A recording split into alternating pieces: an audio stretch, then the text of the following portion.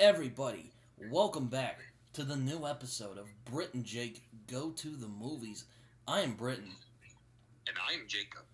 and today we are talking about the long-awaited, or well, I should have said, was the long-awaited sequel to the best Pixar film of all time, or at least my personal favorite, Incredibles 2. Yeah. What do you think of this movie, Jacob? I want to hear what you think before I sound off. Well, as we all know, most of us were begging for a sequel, and we finally got it. And I must say, I think it's a worthy sequel to The Incredibles. Do I think it's as good as The Incredibles? No, I don't think anything can top that one. But I think Brad Bird did an excellent job with the second one. There are things in it that I don't care for, but the characters just feel as fully realized as they did in the first. I still love the characters in the movie. Chiquino's score still slaps. The animation is very sleek, fluorescent. Brad Bird's direction also really good. The action is exhilarating and fun, and it has a lot of good messages and a lot of relevant messages as well. But overall, I think it's a solid sequel. But I can get where some people were disappointed by it, but I was satisfied personally. Yeah, I think it was. I was gonna be super dramatic and just be like, for many years we cleaned for a new Incredibles film, and we finally got it. Does it live up to the original? Well, yes and no. Indeed.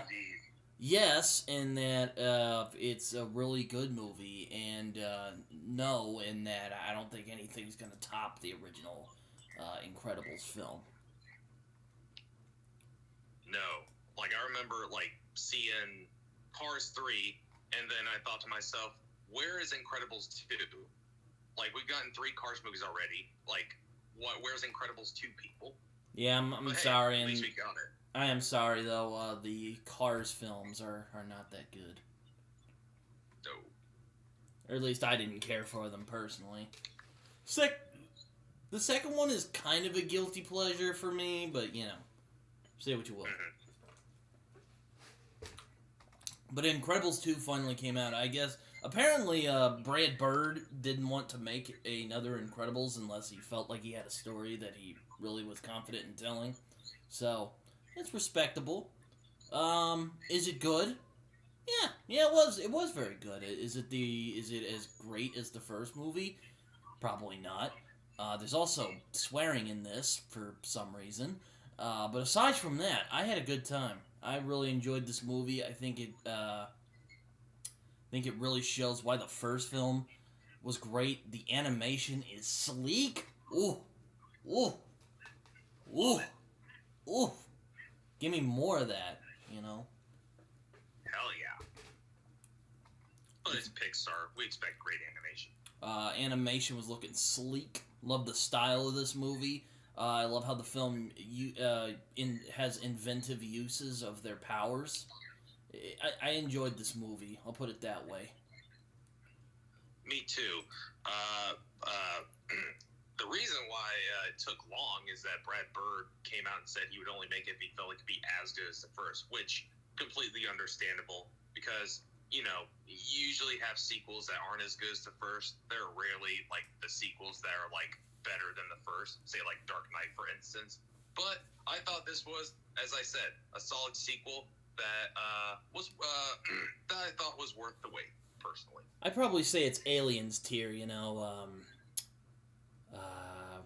Very good sequel to a great first film. Indeed. Um, I enjoy it though. I think it's a lot of fun. The voice acting is fantastic, as it was in the first movie. There's some issues I have with it, mostly with the villain, but we'll get into that as the film moves along. But I don't have a lot of problems with this movie. No. My only 2 big problems for me, the villain, which we'll get into soon, and for me, it's not as iconic as the first one. Mm-hmm. Like the first one had so many memorable lines and so many memorable scenes. Well, the second one does not as memorable or as iconic as the first. Mm-hmm. There's no, like, where's my super suit? Or anything like that. No. But I do like that the film tries to be its own story. It's not just, it's not just blandly rehashing the first movie. There are references to the first movie, but they don't feel forced at all. No. If they went that route, then the movie wouldn't be as good. No, I don't think it would be. It'd just be like, okay, you clearly just made this to, like, it's just fan service. Like, we get it. Yeah, and luckily there's not a lot of that, so we're fine. It's fine. Thank goodness. It's a very good film though. I enjoy it quite a bit. Yeah. So Incredibles 2. I don't know if there's really much else to say rather than what we've already said. Great film. And Elastigirl, still bad as fuck. Ugh. Damn. Despicable. Despicable. Yeah. I also like how it flips a lot of the tropes of the first one on its head, and again, I like how I like its message about heroism as well, much like with the first movie. It's not just about, oh look, it's the guy with the superpowers, it's about, hey, these are people who happen to have superpowers, but choose to do good things with them. And in a world that feels more realistic. It's like a more optimistic Watchmen, basically. Indeed. And a great Fantastic Four movie that never got made. Really, if this weren't an original movie, this would have been the greatest Fantastic Four movie ever made. At least the first one, anyway. Without question. Sadly, not as much to talk about as the first one, but but there's still some fun parts in it that are worthy of discussion, I think. Indeed. I agree. I rewatched it last Friday because I'm like, well, I remember parts of this movie, but I kind of want to rewatch it again to make sure I know what I'm doing, what I'm talking about. Mm-hmm. I watched some people's reviews. Some were saying like, "Oh, I think it's a great sequel," but some are saying like, "It's painfully average." So I wanted to go back and revisit, see how I felt. I remember really loving it, and I still really like it. I was about to say, I think it's a lot better than painfully average, but that's just me. I think so. Like, I disagree with the people who say like, "Oh, it's mediocre." For me personally. But I understand their complaints, but I thought it lived up to the hype. Mm-hmm. And a smart way to get people's butt in the seat and make money. Yeah.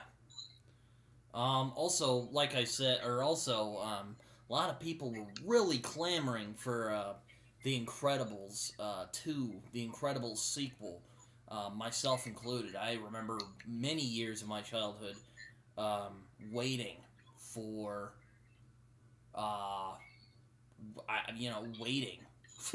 waiting for a movie, waiting for an Incredibles 2, because I'm like, man, that last movie, they really set up to have a good sequel going, and they finally delivered. I was 17 years old by the time it came out, but let me tell you, it was worth the wait, or at least I thought it was.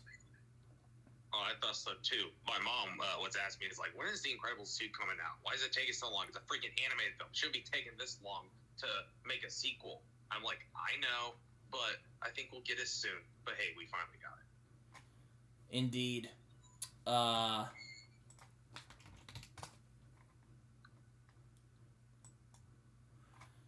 right.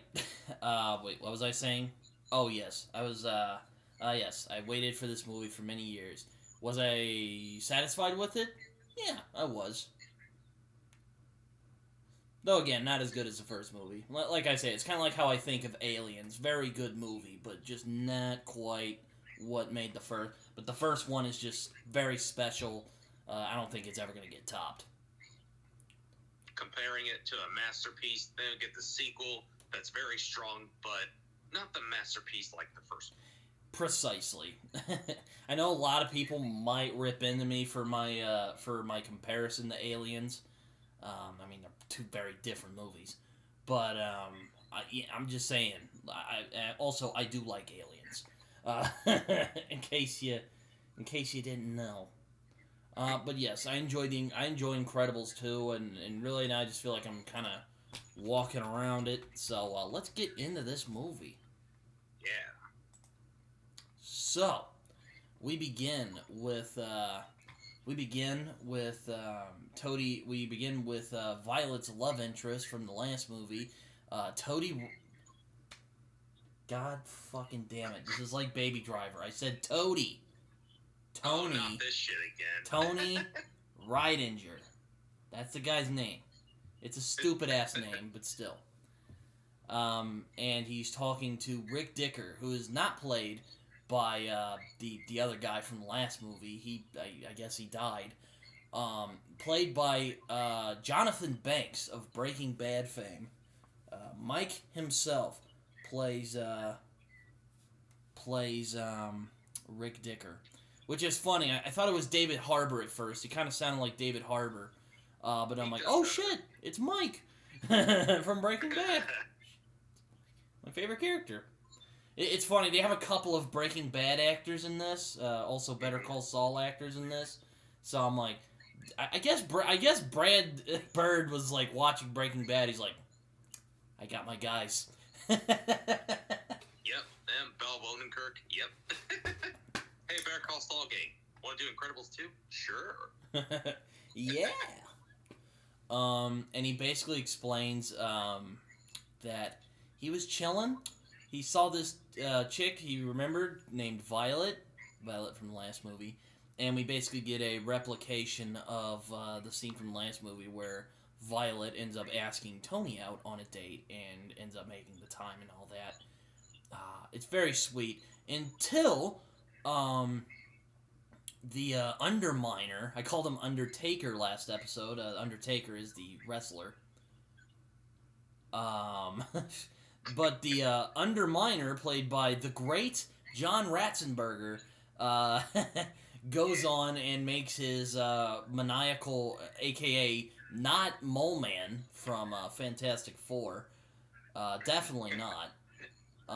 See what you're doing there, bro. Definitely not him. And he's like, oh shit. So he hides under a car. He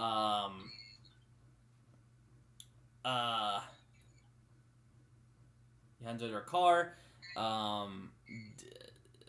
Bob and Helen, who are in their superhero costumes, say, hey, we're gonna go help out. You watch Jack Jack. She's like, oh my god. And then Dash, of course, runs off to try and help, leaving his sister with the baby. And she's like, oh, hell no. So she ends up throwing a tantrum, takes off her mask, and then, oops, turns out that Tony saw her. Whoopsie. Without the mask. Though it's superhero logic, so it's basically like in Phineas and Ferb when Doofenshmirtz sees the platypus, and he's like, a platypus? Puts on the hat. Perry the platypus! Yeah. Yep, that's that right there. He's like, huh, she looks familiar, and then she takes the mask off. Violet? It's like, okay, whatever. Sort of looks like Violet. Violet Parr? He's like, wait, a girl? Violet? Anyway. So yeah. He's like, well, I kind of ran off. I didn't know what to say about her. I didn't know what to say. I probably screwed things up. He's like, yeah, I bet you did, kid. He's like, I wish I could just forget about the whole thing. And Decker's like, well, maybe I can make that happen, and shoots him with this, like, toilet plunger? Seems like it. It looks like a toilet plunger. And it, like, hits him in the head, and if you remember, you did say you saw Jack Jack attack, right? Yeah. Same thing happened to the babysitter girl. Yep. When Jack Jack's power started showing up. Because that's what he does.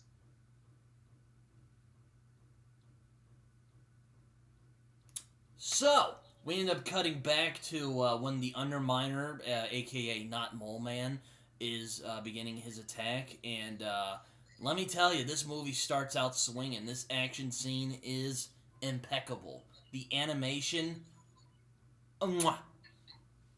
Oh, I love it. What do you think, Jacob? Well, I was personally satisfied with this Underminer action scene. I know a lot of people were really excited to see the incredible team take on the Underminer. Some people were disappointed by it. Some people said that it was better than the game. But hey, I was satisfied. As you said, it's impeccable. It's fast-paced, super sleek.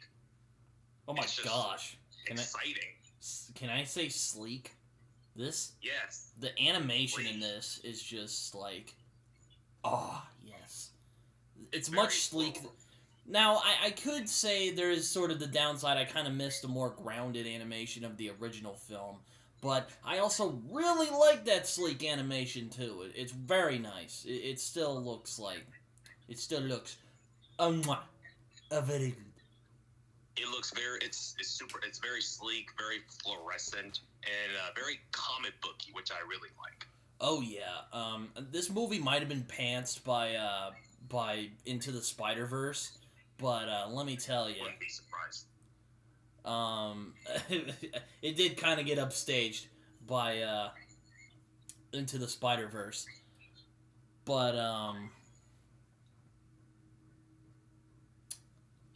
this is a very well-crafted animated fight scene. I really like it. It's does it add up to the masterpiece that is the third act fight scene of the first Incredibles film? No. Hell no. No. But I was satisfied. I was satisfied with it since we were dick teased last time with the fight, and then movie's over. Yeah. I guess. But hey, we finally got it. I guess you can do it well, because we hate Amazing Spider-Man 2 because they were dick teasing us with the Rhino fight, and then they end it right before. Yeah, but hey, at least we got to see the Underminer fight in the sequel. Oh yeah, and it's a lot of fun. Oh yeah, it's a lot of fun. Bob's super strength ends up not helping out, and he accidentally breaks the controls. I like how Elastigirl... You can tell they put a lot of effort into the Elastigirl powers in this movie. Oh yeah, absolutely. I mean, she kind of takes creative. she kind of takes the forefront in this movie, really. Oh yeah, like in the first film, it was essentially a Mr. Incredible's film. In this one, this is her film essentially. Oh yeah, and I like that it doesn't feel super corny. Yeah. It's not like the whole female power thing, we've kind of grown obsessed with. And don't get me wrong, I don't have an issue with like females, being awesome. I mean, this film has plenty of those moments in this. There are plenty of moments like that in this. But it's not like super. It's not Captain Marvel. No, or Ghostbusters for me personally. Oh God, yes. There's no whinging about how I can do it because I'm a female. None of that. None of that. Thank God. This is how you do it, people.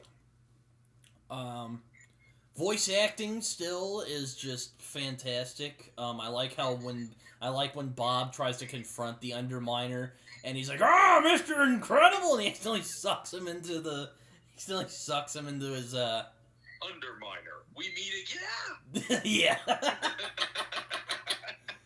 He ends up sucking him in. You're just like, oh, okay. Oh, great! Now he's on the agenda. Indeed, indeed. But yes, basically, they fail to catch the Underminer, and they end up causing a bunch of property damage. But they do end up causing his like drill thing, whatever the hell that was. What is that? A drill? Looks like a drill. A big drill. It's a big drill. They make the big drill go up on the ground, but sadly the Underminer gets away, leaving the thing running. So like, shit. So they try to fix it. On the meanwhile, this guy ends up seeing them in action, and he gets really excited. And he sounds familiar. I wonder why that is. Why that is, Jacob? Huh? Yeah, he's so not from Better Call Saul. Oh no, he's definitely not Saul Goodman. That's. Oh. No, not at all. Oh no. He's like he gets really excited and he's like, oh, follow them, and he's like a rich guy and his like butler guy is like, hey, and drives off after him. Meanwhile, Frozone joins in, and we get a nice little callback to the first movie where Mr. Incredible is like, Frozone, yeah! Love it. Frozone, yeah! And he's trying to freeze the drill so it won't hit the town hall or whatever that is. I don't know what to tell you. What do you think? They do just barely manage to stop. They do just barely manage to stop it before it can destroy the town hall or whatever the hell that building is. But sadly, the cops don't appreciate getting upstaged by these heroes and all the public damage that has been ensued. And they all get arrested. Except for Frozone. Day for superheroes. Yep, because he manages to escape. And he's like in an alleyway, he's like in an alleyway, and then this guy's like, "Hey," and then the butler guy's like, "Hey, you wanna chat?" He's all like, "Hey man, I ain't really supposed to be here," and he's all like, "Well, what if I gave you a chance to?" I forget exactly what he says. What does he say, Jacob? He says, "Oh, a superhero, right? You gotta hide from them. But hey, you want to put an end to all that?" And then that's where it cuts. Yeah, hey guy who so doesn't sound like Samuel L. Jackson, come to me, to this person who so doesn't sound like Bob Odenkirk. What do you want, motherfucker? Oh man. So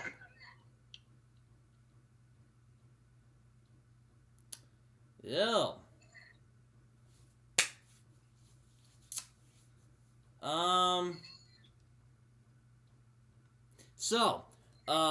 The Pars end up getting yelled at by what you would call angry cop and even angrier cop, who of course are mad at the public damage and the fact that they didn't catch the Underminer, who by the way is never mentioned or done again.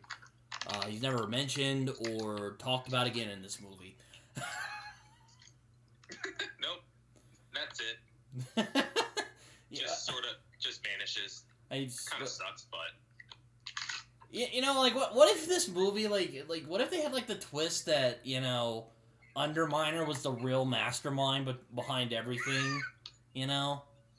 I would have preferred that, honestly. You know, because one of the things I don't care for in this movie is actually the villain. But again, I don't want to talk about that till a little later on. No. So they get yelled at by this guy, the cops, and then the cops end up leaving, and then Rick Dickersley is like, "Well, you great help," and he's all like, "Well, he's like, well, you gotta take the punches, you know, gotta take the punches." They do manage to get out of there. He does manage to get them out and get them to a motel, but sadly, this new charade here ends up giving the government the perfect excuse to shut down the superhero relocation program, which ends up completely derailing the Pars and other superheroes' lives. So, yay. Yeah, wow, yeah. What a great day. As they call it on TV tropes, nice job breaking it, hero. Indeed. So, they end up going to a motel, because that's really what Dicker can do for him at this point. And they actually give him a rather heartfelt goodbye. It's kind of sad, actually. It is. And And Jonathan Banks is really good at playing grumpy older guys. So there you go. Who would have known? Yeah, who would have known?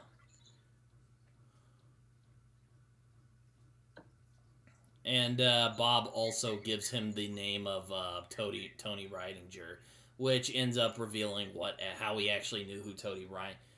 God damn it! I keep mispronouncing his name. Why? God, Tony Ridinger. This is Baby Driver all over again. Oh my God, this is gonna kill me. So, Tony.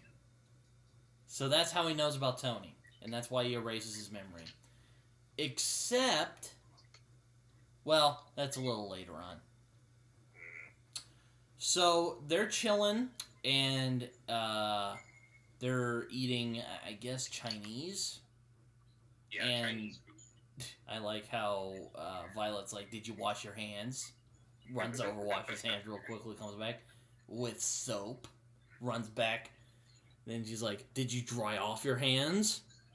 And then he does it, and he just like eats it. He's like staring her down, like, "Yo, dog." Like, yeah. But he's like, "What is this? All vegetables? Who ordered all vegetables?" I did. I know. I love how he's so shocked. He's just like, "What? What are these?" Like he's so offended and aghast at the vegetables. This fried rice, not vegetables. Yeah. Humor has not left this film to be. No, it has not. So, like, how long are we gonna be at this motel? And you're like, oh, probably. It's probably gonna take a little bit. And then they end up having an actually very mature discussion about the government and their roles as heroes, which is actually mature and doesn't give any easy answers, and is actually kind of complex, and I appreciate that. So I like that. they still have still understands that. still has some of the complexity of the first film, to be sure. That's where some people have complained, like, it's not as mature as dark. Yeah, you can tell it's more aimed at younger audiences, but it still has a lot of those complex conversations, those still mature conversations and all that, mature moments. Oh yeah, that really still makes it a worthy sequel, in my opinion. Well, yeah, I mean the magic of the first movie and even this one is that they're both is that anybody could watch this and appreciate them. Indeed.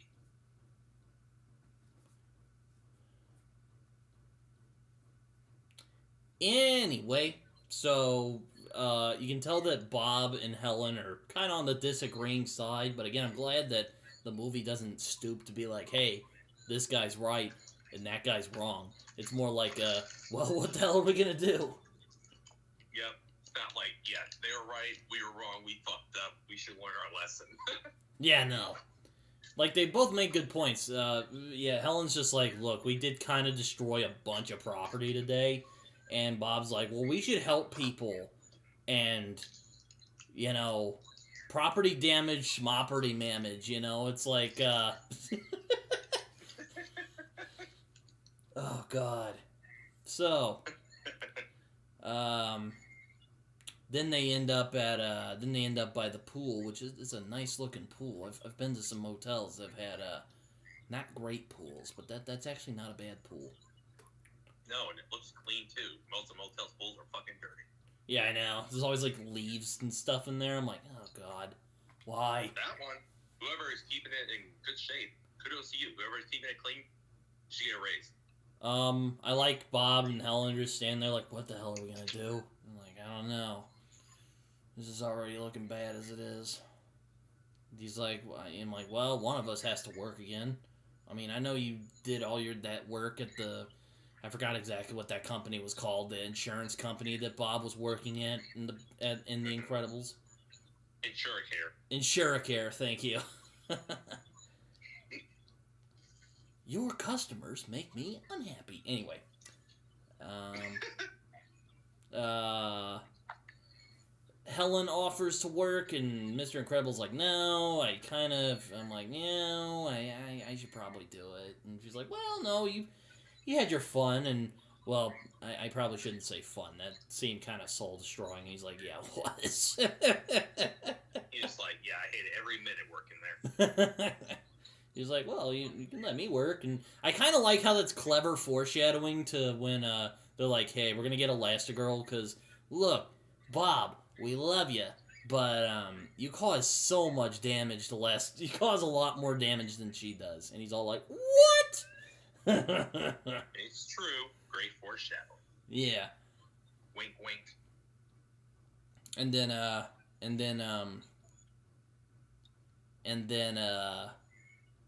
Frozone's like, hey, what's up? And Jacob, I'll let you take this scene from here. What happens here? All right. Well, had to swallow my water there. All right, so Lucius comes by. So Lucius pops up, and Mr. Incredible asks him, where were you at? And I can't exactly remember, but Lucius visits them and tells them, I know this guy who wants to, he wants to talk about hero stuff. We should go to him. And then he tells them, might want to wear your old suits. I got a feeling that he's super nostalgic. So they go to meet not Bob Odenkirk from Better Call Saul in their original suits. And then the doorman is a fan of Frozone apparently. He's like, oh hey Frozone, I'm your number one fan. And he's like, like, oh I love you. Oh. And then they go inside the building, and then that's where we meet what's his name? Winston. Yes, they meet Winston. He comes out swinging like superheroes. I love them. The powers, the costumes, everything, the cars. And then he's just like a fanboy. He's like, oh, Mr. Incredible, and then he sings his song, Mr. Incredible, fighting off the bad guys, pow, pow, pow.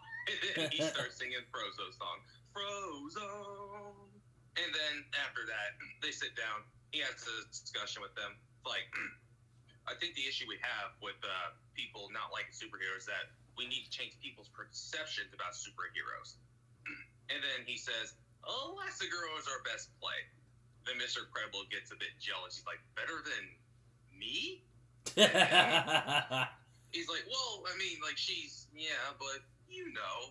And then Winston is just, like, straightforward with him. He's just like, look, Mr. Incredible, you're awesome, but you cause a lot of destruction, and you're pretty messy.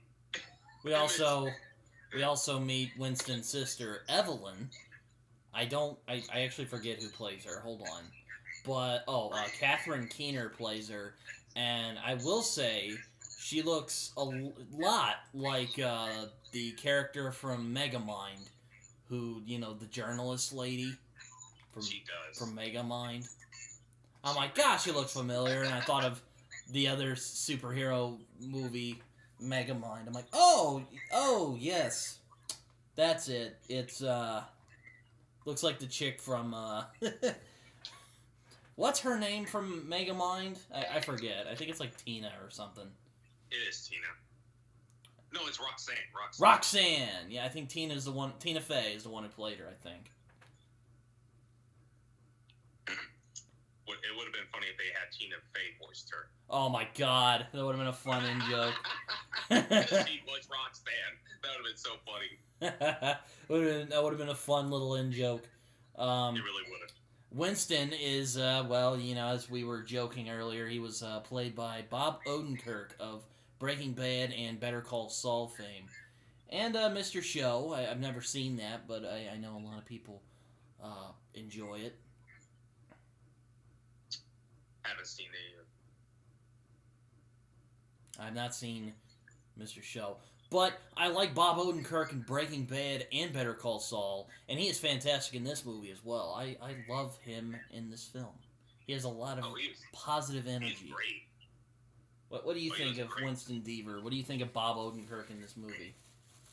Oh, Bob Odenkirk, great voice work, and I really like this Winston character. He's not super annoying. Like, he really wants to make superheroes legal again, and he wants to do it the right way. Oh yeah, like he could easily come off as annoying, and I like how the characters are kind of overwhelmed by his antics at times. But I love I love his enthusiasm, and Bob Odenkirk, of course, makes him very likable and fun. Indeed. Is it later when we learn what happened to his parents, or is it at this scene? No, this is where he just tells us. He does say that his parents were big supporters of superheroes. They were friends with people like Gazer Beam and some other folks, and he even had a home line to Gazer Beam. Sadly, after superheroes were made illegal, they ended up getting killed, or his dad ended up getting killed in a home robbery, and his mom died not too long afterwards. Or their mom, sorry, I'm forgetting about Evelyn.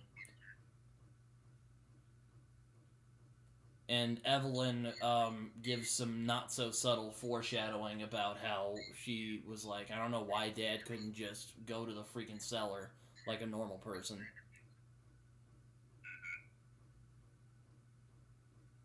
Anyway, red flags not included. He ends up giving him he ends up telling him about how he wants to make superheroes legal again.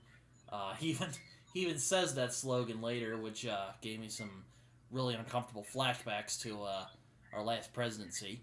But but I enjoy his enthusiasm, and he ends up choosing Elastigirl to do some missions, even though Mr. Incredible is Bob is kind of like, not me. Better than me? I'm Mr. Incredible. He's like, hey, we're not trying to diss on you, but you have caused a lot more damage there. He's like, really? And then he kind of catches himself, and he's like, it's good, honey. It's good. I'm proud of you. I love how later on he's like really trying to hold back his pride, as his pride is just getting completely rollered over. He's like, you will do a great job, and I know you will. I love Craig T. Nelson. That dude is a very underappreciated actor. I know he was in I think he was in Poltergeist, actually. Yes, he was. He was, actually. Which is funny, because of course, I knew him from The Incredibles. Oh, yeah, me too. And I'm like, ooh, Mr. Incredible's the dad in Poltergeist? He sure is. Underrated actor, by the way. Oh, he's fantastic in both of these movies. Indeed. Especially in the second one. He had a lot of fun. You can tell he had a lot of fun voicing. Oh, yeah. Winston basically says he wants to record superheroes doing good deeds so that the government won't have ammo for when, they blow shit up and cause damage.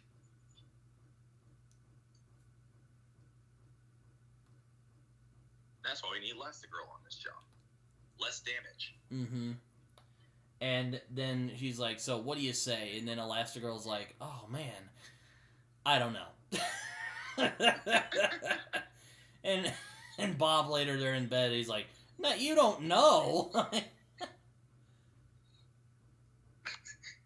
He's like, we got the kids, and, all this crazy stuff happened, and look what happened the last time we tried getting involved. AKA, it didn't go very well. Not at all. And she's like, but you have the opportunity to do, great stuff, to give us, us, the chance to be superheroes again.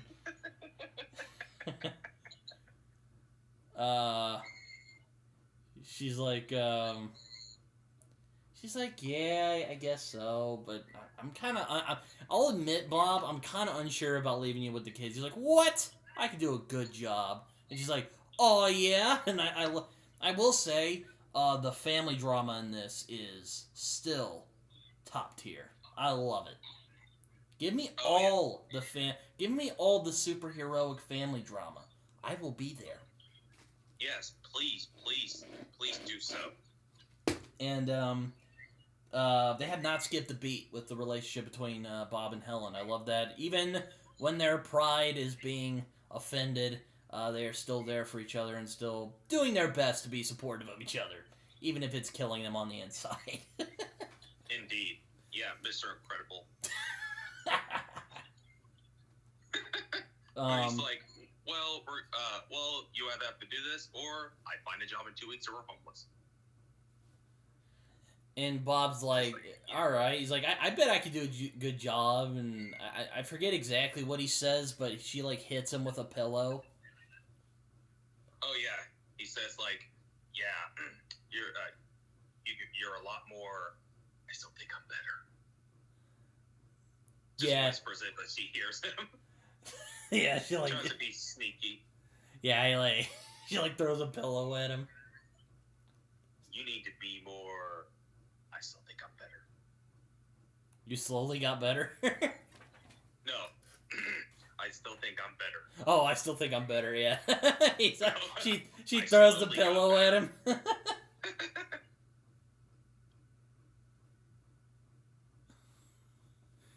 Oh, jeez. Alright, now I'm,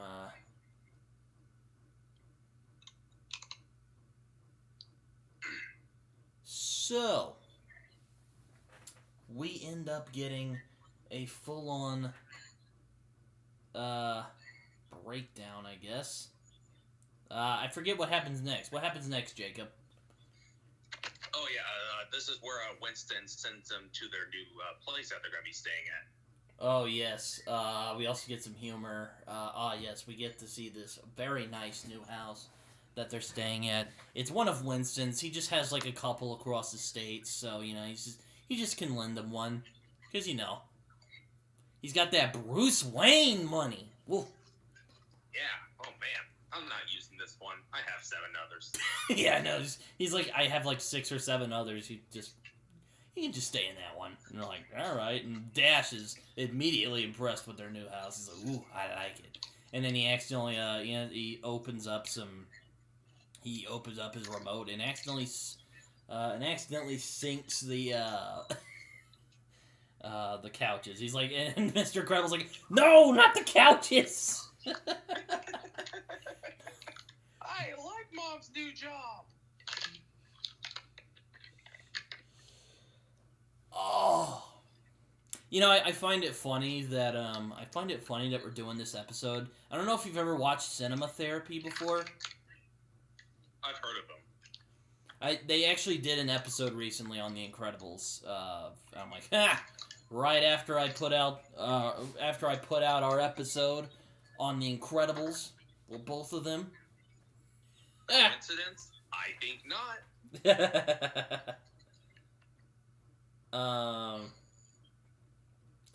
But yeah, so,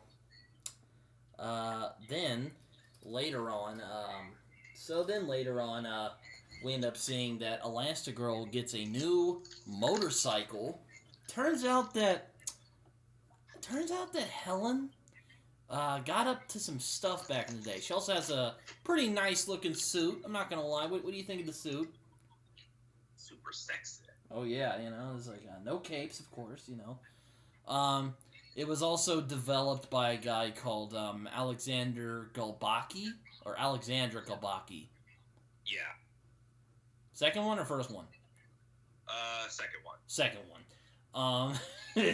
Yeah, and she's like, oh man, Edna's gonna rip you a new one once she figures this out. And he's like,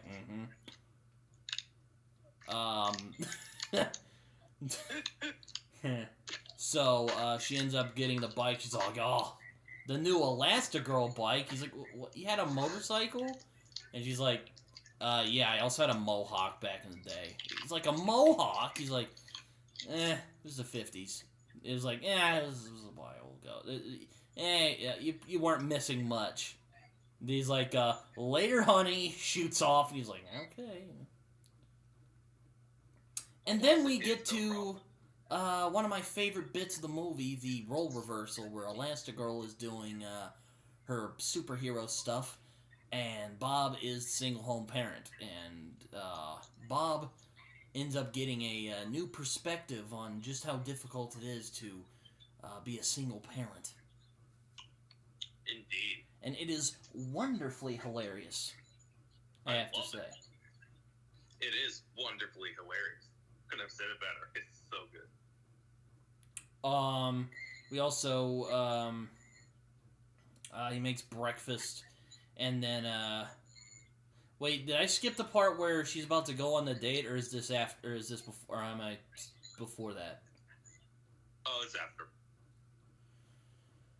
Is it after he prepares them for school? Yeah. Okay. So, he prepares them for school. And, he prepares them for school, puts them up on the, he picks up Dash and puts a book in his backpack, and, Violet ends up going to school and runs into Tony Ridinger. Didn't fuck it up that time. Who is just completely oblivious to who she is. Beyond oblivious. Oh my gosh. And she's like, oh yeah, we're doing shit. Or is that after he blows her off? Or after he forgets entirely about the date they were going to go on? Oh yeah. He's like, do I know you? He's all like, do I know what you? Date?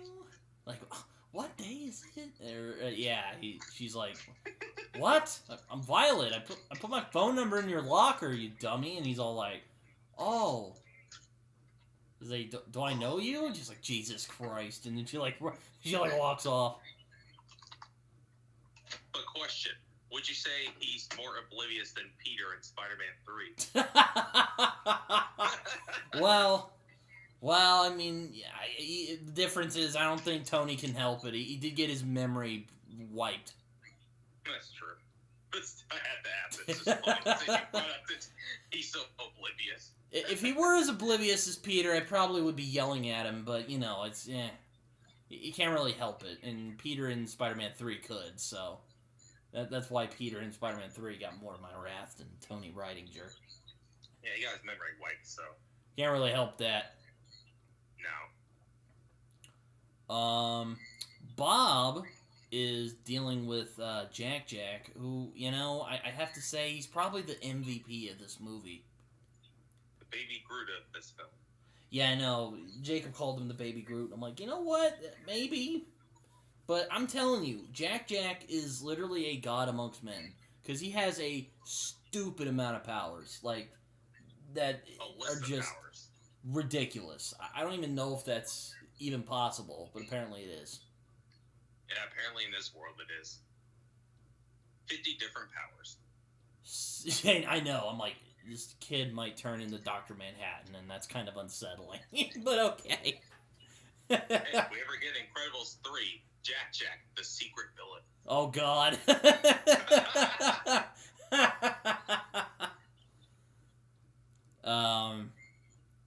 But yeah, Jack is, so he kind of spends time with Jack trying to, get him, they're watching TV together, and, Jack ends up shitting himself, so, that's always fun. You're like, yeah, what you can do. So, that night, Violet is going to go on her date, but it doesn't go very well, and, Violet is devastated, and Bob just doesn't know what to do. To quote the great, Eddard Stark from Game of Thrones, I fought in many wars, but none of them prepared me for daughters.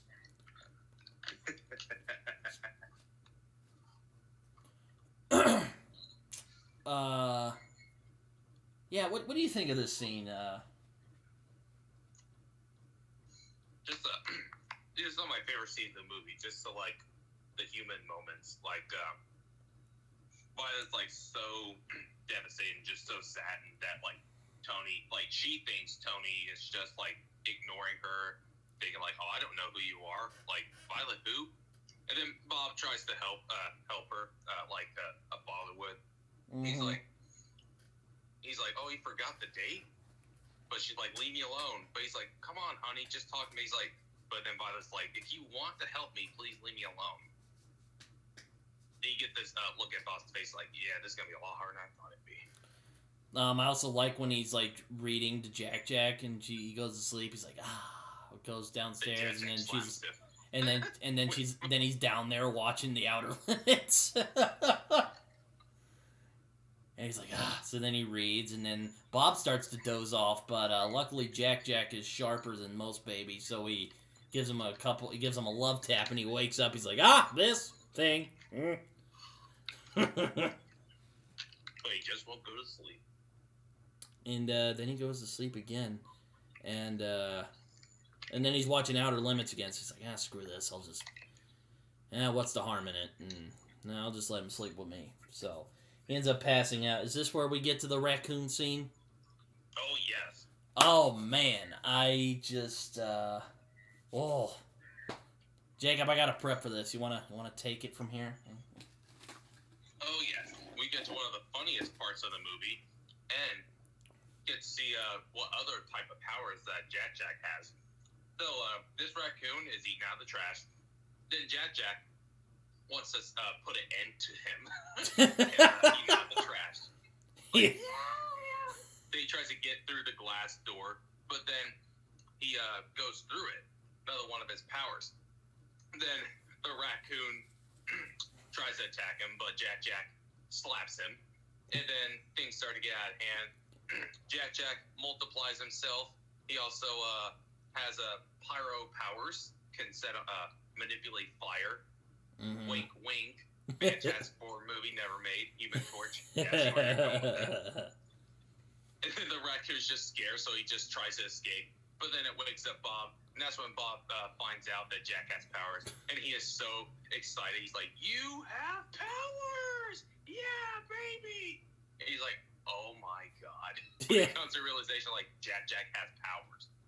Yeah, it's like multiple powers. I love this scene. It's probably my favorite scene in the movie. Not only is it hilarious, but it is just beautifully animated, and I love one of my favorite parts in this movie is you got animation, so you can kind of be more creative with the powers, and Brad Bird and the gang just went on it like ball busters. Indeed. And you can really tell they put a lot of the money into the the powers. Oh, they sure did. So creative. So, on the meanwhile, Elastigirl is on a mission, and she ends up getting wind of a conspiracy about one of Winston's bullet trains, I guess. I think Winston runs it. And the bullet train ends up going backwards, which scares all the people. What does this remind me of? Not from Spider-Man 2.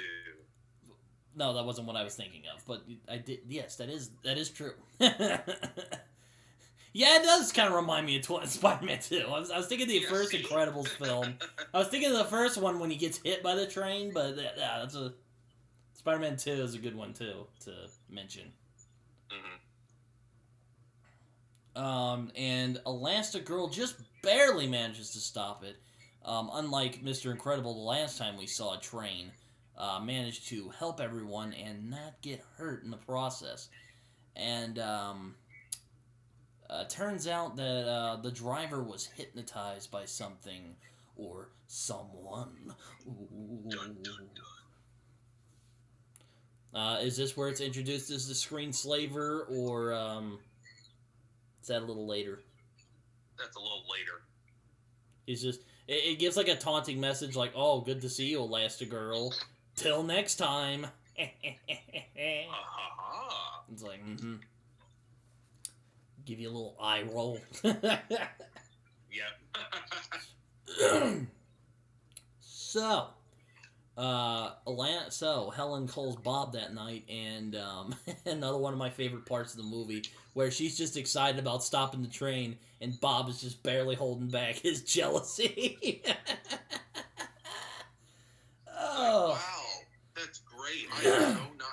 says, I'm enjoying the whole staying at home thing, take care of the kids. Not. He's like, I'm so proud of you, honey. It's like, oh, I think you'll do a great job.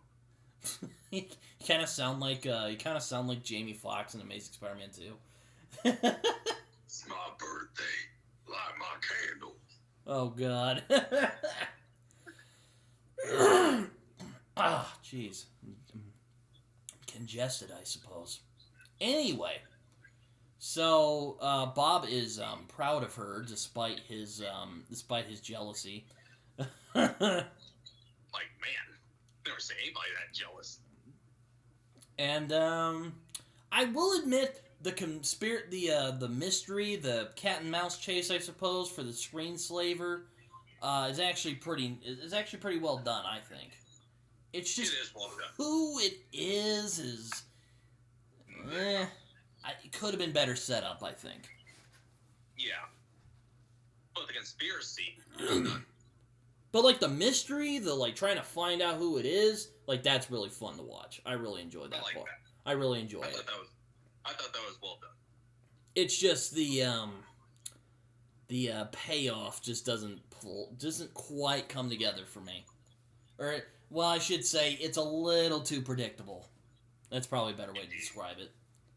Because, yeah. So, Bob is at home again, and another one of my favorite scenes where he's trying to help Dash with his math homework, and he is struggling. Hashtag relatable. 100%. I fucking hate math. If my kid was like, hey, could you help me with this math project? I would have like a blue screen of death. I'd be like, I'll just say no. I'll be like, look, I'll try, but I'm not good at this. English, yes, but math, no. You're on your own for that. Sorry. I like his line where he's just yelling at the book, math is math! Yeah. So freaking true. I don't know that way. Why would they change math? Math is math. Math is math. And Dash is just like, I like how Dash is just like, look, Dad, maybe I can just ask Mom to help me. He's like, no, you're not. Kind of reminds me later when he goes on his manic rant about how he's Mr. Incredible and he's gonna... Oh, can't wait to get to that scene. Oh man, me too. It's a great one. And I like how Violet is in, and I forget exactly how, but Bob gives a Freudian slip about he gave Tony's name to Rick Dicker, and Violet is not pleased. She ends up throwing a tantrum, and she's just like, I renounce superheroes! Throws her costume into the garbage disposal. That doesn't work, because, Edna Mode really likes her suits. So she, throws it against the wall. And she just, tries biting it, and then she just, falls over, and it's just like, oh. And Bob's just like, oh. And Dash's like, is she having adolescence? Yeah, I know, you're just like, what? Alright. Mm-hmm. I'll let you take some from here. What are you, Okay.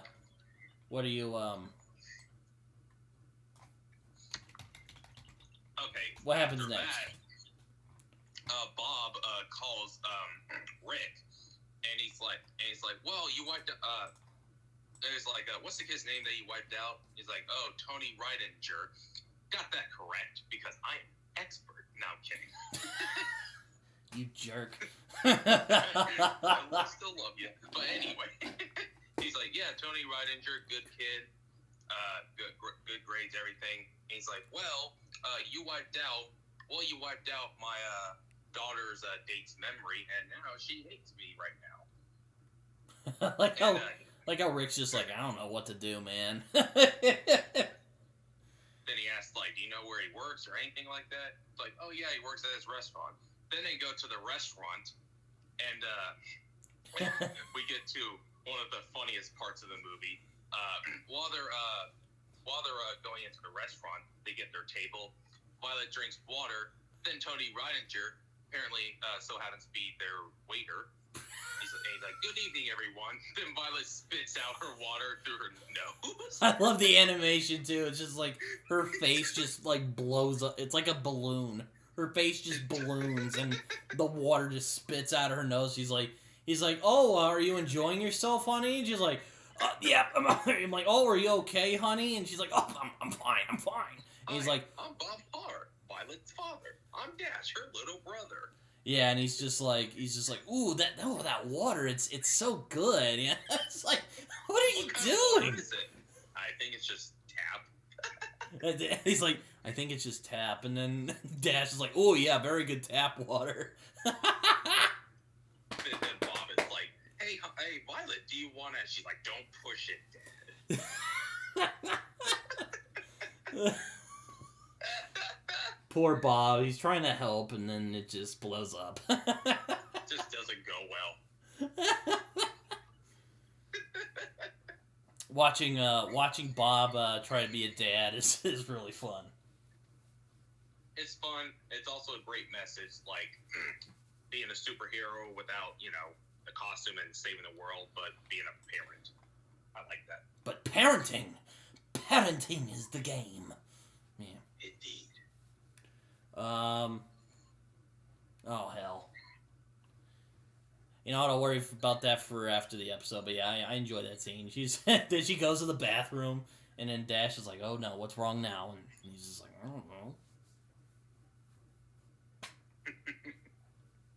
He's like, I don't fucking know. Hell no. Alright, what happens after? Isn't that when he gives her the... Oh, wait, no. Is it when he gives her to Edna? Gives Jack to Edna? Or are we at where Bob gets kind of overwhelmed and starts ranting and stuff? Oh, yeah, and when Violet and Dash find out Jack has powers. And then we get to his big rant. Bob ends up getting a bit overwhelmed with the whole thing. And he kind of seems a little shocked. He looks like he hasn't slept in a while, and Violet and... He looks like shit. Yeah, he does look like shit. I kind of would have put it less bluntly, but yeah, he does kind of look like shit.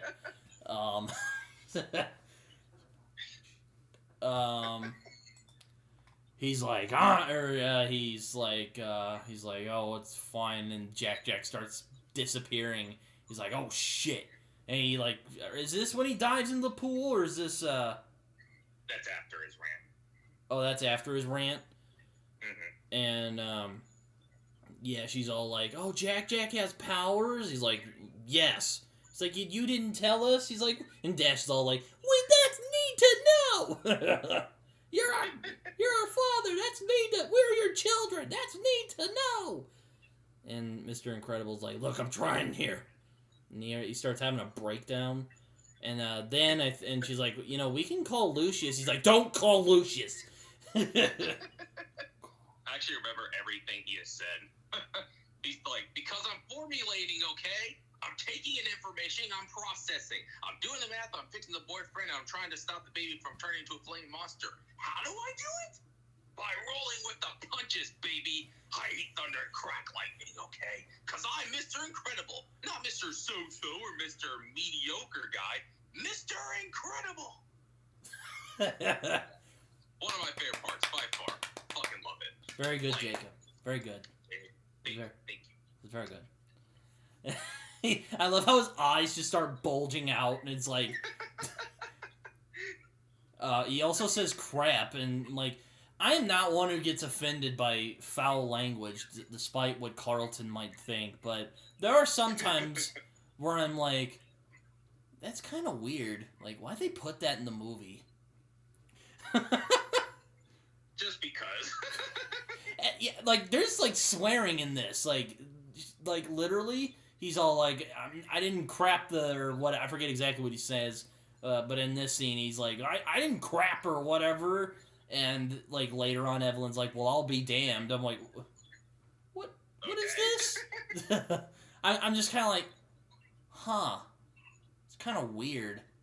It's weird for me because, like, we didn't get that in the first Incredible. I know, it's like, huh?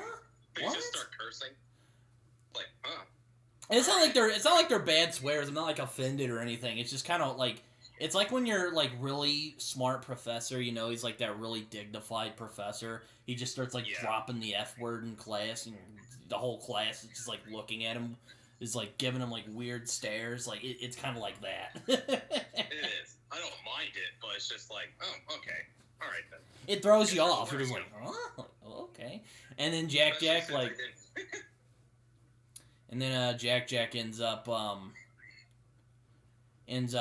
going off into the ether, I guess, because he can travel through dimensions as well, the crazy bastard.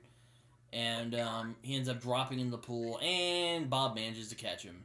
And Violet's like, I'm calling Lucius. He's like, okay,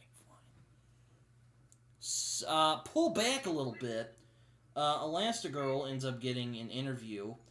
Oh yeah, by the way, Bob was flipping through the TV and saw the Elastigirl stuff, and he's just like, ugh. Like, I'm so glad that she's having a blast while I'm just here suffering, apparently. So, this ambassador lady is like, oh, Elastigirl, I am a big fan of yours. That's probably not her accent, but she's from somewhere else that's not America or Canada. And definitely not from Mexico. But, this lady is like, I'm gonna go off and we're gonna sign that bill about superheroes. He's like, oh, cool. So then she has an interview. And, with this, this Dick Lavette looking guy. And they're, chatting, they're about to do the interview, but then he starts having this weird look in his eye, and it looks like he's getting hypnotized. And it turns out he is, because all the screens are hypnotizing everybody, so Helen is like, oh shit, well, I gotta figure out what's going on here. Then what happens after that, Jacob? Oh, yes. After that, is this where she tries to find the screensaver? No, this is when she saves the ambassador. Oh, yeah. And then I think we get right to the scene where Lucius comes over. Yeah, so she ends up saving the ambassador. She's like, can you swim? And they're like, yes! And then the ambassador's like, no! And she's like, shit! And she's like, okay. She, like, lowers down to where they can jump off and survive, and then she's all like, come with me! And then she's all like, are you okay, Ambassador? And she's all like, yeah, I'm fine. And then she passes out. So, then we cut to, cutting back a little bit, we get to Lucius coming over, and he looks at Jack. He's like, well, he looks normal. He's like, yeah, well, he's normal right now, but, well, just wait. And then he, like, gets some cookies, and he's like, no cookie. And then he turns into a rage beast and starts attacking Bob, much to Lucius's horror. He's like, what the? He's like, what the fuck? And then they, like, cut to them just chilling out on the couch. And, and then, he makes a little, like, freeze popsicle for Jack to suck on for a little bit. It's like, that is not normal. All of us, Lucius, all of us. Oh. Is there anything I'm missing, Jacob? In the scene where Lucius comes by, sits a step back a little bit. Last Girl pops up on TV, but Mr. Incredible, he just starts to lose it. He's just like, I got to succeed, so she can succeed, so we can succeed. And Lucius like, I get it, Bob, I get it. When was the last time he slept? Does that really matter? Besides, he's a baby. I can handle it. It's all good. And Lucius is like, okay, so you're good then. You got everything under control. You don't need any help. Probably does, though. Like, you need some rest. Like, you look like shit. Just put it blunt, even better, more. He's like, you look like shit. And he's like, yeah. And, he's like, I'm fine. He's being super stubborn, and he's all like, I'm fine. I can deal with this. So, then I think that's when he gives her the Edna. Or not her, yes. him. He takes Jack to Edna, and he ends up driving over to Edna's house, and then there she is, standing there, and she's like, you had Gobaki make the suit? Explain yourself. Yeah, I know. He's just like, look, E, I'm just here to ask a favor from you. And she's all like, he's like, oh my god, you look horrible. You look worse than the last time I saw you. He's like, look, someone actually made a joke. I was watching a clip of it on YouTube, and there was this one comment that said, like, imagine Edna said, my god, you got fatter. I mean, like, that would have been fan service, obviously, but would have been kind of fan servicey, yeah. I'm glad it didn't put it in there, but that would have been hilarious. So, he ends up taking her inside, and Bob is like, yeah, I'm just kind of overwhelmed with the whole thing. And she's like, well, I don't... Well, she says, well, parenting is a very noble thing, and Brad Bird once again playing Edna, and he's killing it. Still don't know how he does that voice. Yeah, still blows my mind that it's still that's Brad Bird voicing Edna. Till this day. And excellent job. So they're walking around, and he's like, well, I'm not a babysitter. Well, she does think that, and until she figures out that Jack has powers, like he can literally mimic. So he reveals new powers. He can slightly mimic people, float up in the air, and she's about to catch him, but then he floats, and then she's like, oh my god. And she looks over at Bob, and he's just like barely staying awake as it is. And then she's all like, yeah. So just let me sleep for a minute. And she's like, it's alright, Bob. I'm sure I can handle this whole thing. You know, just come back in a few days, get some rest, and, you know, do whatever you're gonna do.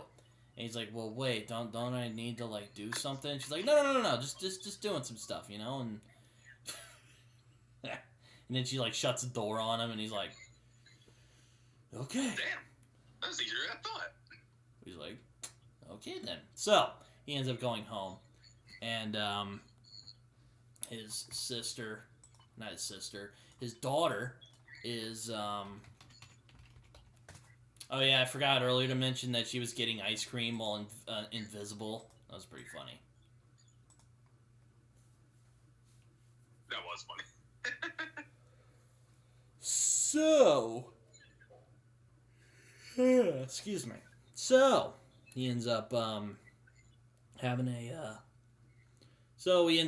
a actually very touching heart-to-heart with his daughter about him just trying to do his best, and he's like, I'm probably not doing that great, and she's like, oh, come on, not just great, you're super, and he's just passed out asleep. Yep. I like how he just, like, falls asleep, and he's just slumped, and he, like, goes to hug him, and he's like, oh, he's asleep. I see. Well, you needed it. But don't worry, because he ends up getting up the next morning. Dash is watching, definitely not Johnny Quest, while eating cereal. No. Oh, definitely not, no. No, not at all. And Violet ends up bringing him some breakfast. He's like, oh, how long was I out? 17 hours. He's like, oh, okay. So, hey, you look good again. Yeah, he's like, oh, you look good again. He's like, yeah, well, I try my best, you know. So, on the meanwhile,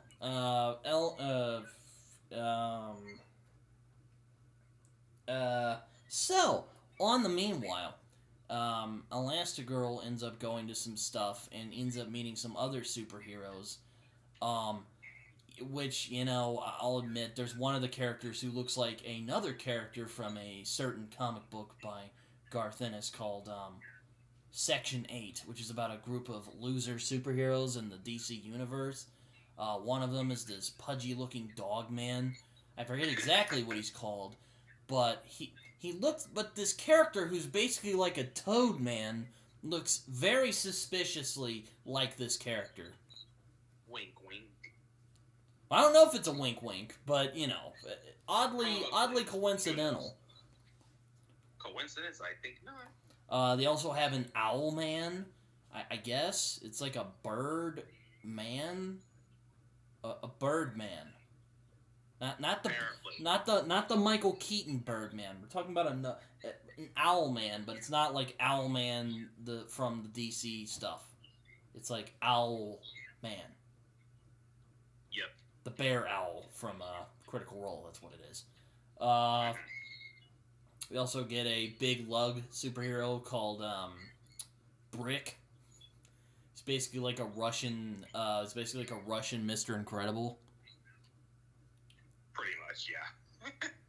This other guy, some other guys who can, one who can shoot laser zips, one called Void who can create portals, and she's basically like a fangirl of Elastigirl. And I really like their interactions. Me too. I like Void as well.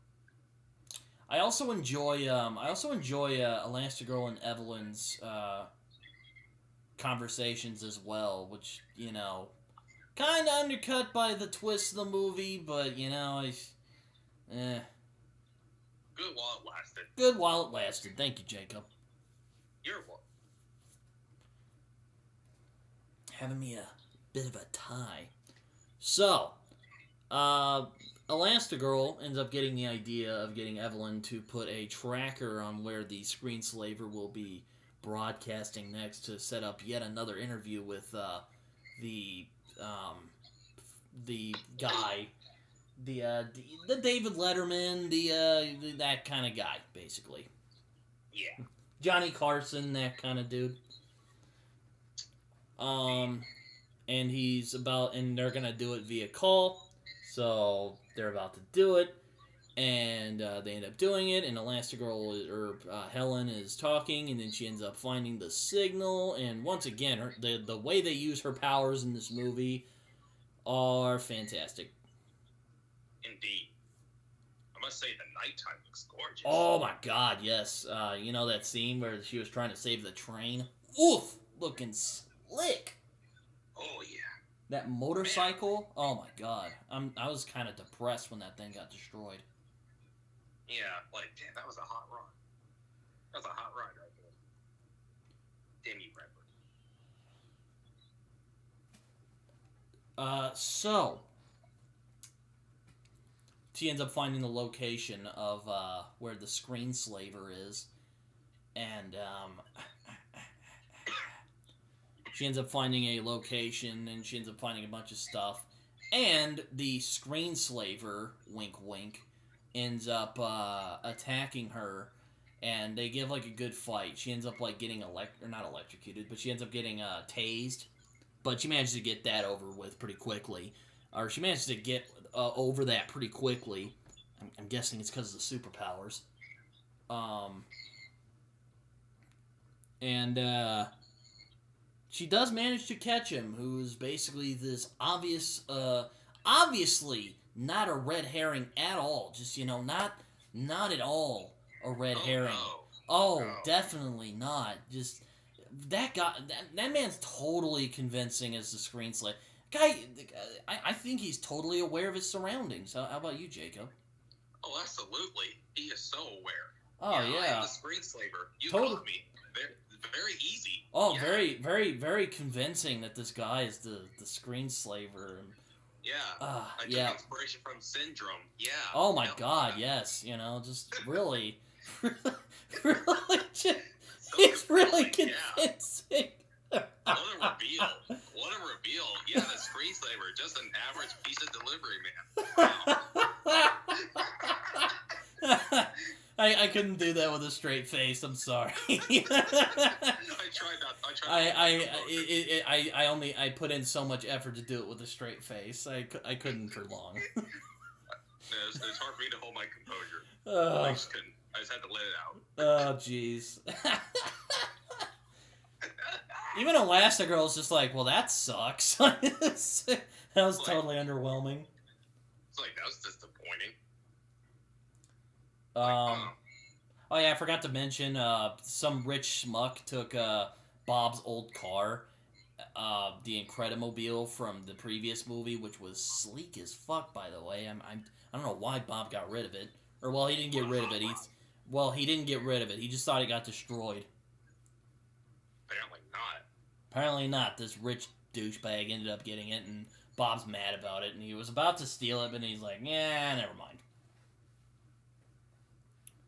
But back to the Elastigirl stuff. I guess Elastigirl has our same line of thinking, because she's like, that seemed too easy. That guy looked kind of confused. And she ends up talking to Eleven about it. Or, not 11. Evelyn, sorry. I'm just fucking up all the names today, aren't I? Jesus. 11. From Stranger Things? Oh, yeah, she's in this movie, too. I guess so. So... I'm still thinking about that totally not obvious red herring. It's just, yeah. Give Syndrome a run for his money, people. Oh, man, yes. It's a brilliant plan. So, Elastigirl is, not I keep calling them both the names. So, Helen tells Evelyn, that seemed kind of weird. He seemed kind of too easy to catch, you know what I mean? She's like, yeah, and I'm like, well, you caught him, you know, he says, that's fine. And she's like, well, no, something doesn't feel right. And she says, look, right there, it's like a screen or something. And then she starts, like, going off on a like, motive thing, and then it turns out, oh, look at that! It was too easy, because it turns out Evelyn is actually the screenslaver. Oh, wow. Like, we didn't know that. Shocker. Wow. Yeah, I'm just like, oh, wow. I am so shocked. Look at biggest my... surprise. Oh, biggest surprise of 2018. seven levels of twist. Oh, yeah. yes. Give 7 a run for his money. Oh, this is better than fucking 7. Gives the usual suspects a run for its money. Just... So now we get to the weakest part of this movie. It's Evelyn.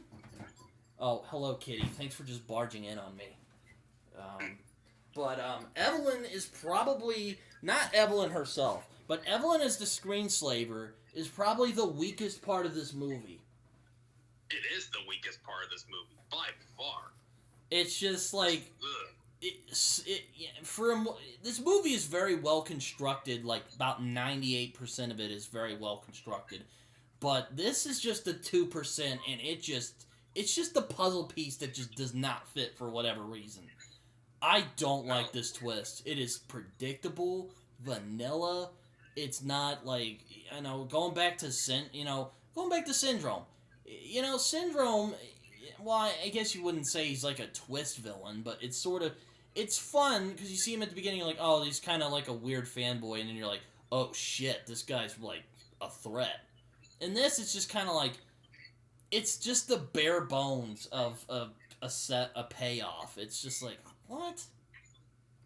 Yeah, like, the setup was so obvious, so predictable. We saw it coming from a mile away. So weak. Easily the weakest aspect of the movie. I mean, as hilarious it is to make fun of the obvious red herring, yeah, and her motivation is super weak too. It's just it's the old fashioned, we don't need superheroes because my parents died because of superheroes. It's like, really? Like, lame. Now, it's not like Lizard Amazing Spider-Man tier of supervillain plan. No. But Hell no. Hell no. I love how you just like are shooting me down immediately, like, no, don't ever bring that movie up again. But no. It's nothing like that, but it's still pretty lame. Like, I'm surprised they didn't even lampoon it in the movie. It's just like that's kind of lame. It's like, that sucked. At least, again, it's like Syndrome's plan is way better, like, in comparison. I didn't want to compare the two movies too much, but it's like, think of the first movie. What did Syndrome want to do?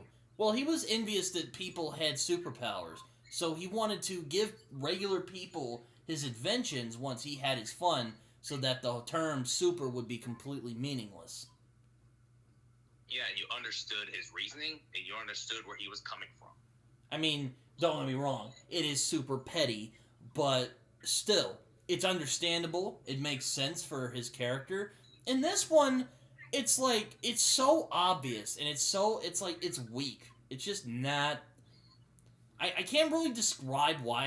I think it's because of the setup. I don't like the setup at all. No, as I said, the setup was just so painfully obvious, and her motivation is so weak, too. Yeah, it's like... It's just like, oh yeah, like we didn't know that she was the screenslaver, like we didn't know Evelyn was the screenslaver. Wow, shocker, not. Yeah, I know, it's just... I'm still thinking of that poor pizza guy. She's like, so what was that pizza guy then? He's like, oh, you know, he gave you a good fight, though, didn't he? He's like, not really. I defeat him easily, so that's why I'm questioning, like, it's too easy. But no, man, this is so fucking weak, is all I can say. Just a weak motivation altogether. And the setup, too. Easily the worst part of the movie. Yeah, I know. It's like, most of it is, like, great, and then it just, like, kind of stumbles. But it manages to regain its footing. But you can't help but, like, look like, It's like watching a graceful ballet performance. The lady, like, lands wrong, and you can just see it. Like, she, like, lands on her foot wrong, and then she, like, completes it well enough. It's like that. It's basically like exactly. That. Yeah, like, 98% of this movie is super solid, super exciting, super well done, super well constructed. But then the 2% is screenslaver. Yeah. Just, look, it's so dumb. Like, it's just dumb.